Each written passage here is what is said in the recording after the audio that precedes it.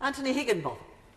Thank you, Madam Deputy Speaker. It's a pleasure to speak in this debate, particularly having served on the Bill Committee for the legislation.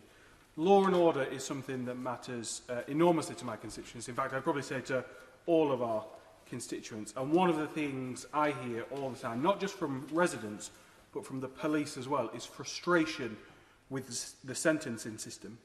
Because what people want to see is a sentencing system that puts victims and the community first.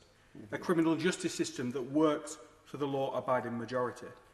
And it does continue to concern me and local residents that some of the most violent offenders have been serving only half of their sentence.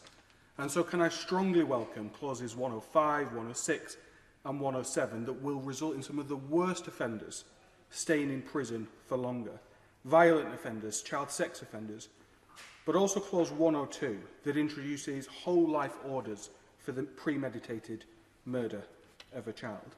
But can I also agree with my honourable friend, the member for Shipley, in that I would also like to see us get to a place eventually where no one is released midway through their sentence, be it halfway or two-thirds or three-quarters, because actually a sentence should mean a sentence. But, Madam Deputy Speaker, given I'm short on time, I just want to cover one other thing that matters enormously to me and to many people across Burnley and Padiham, and that is rape prosecutions. And I'm talking about new clause 89. We would all agree that rape prosecutions are at an unacceptable level. I have seen myself cases of constituents being failed not just by the police but by the Crown Prosecution Service.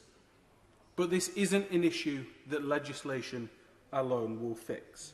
It needs a fundamental change in how the police and the CPS, victim support, all work together to support people who make a complaint, to support victims, but also to ensure we get a successful prosecution. Madam Deputy Speaker, the law needs to be firmly on the side of victims, and for too long it hasn't been.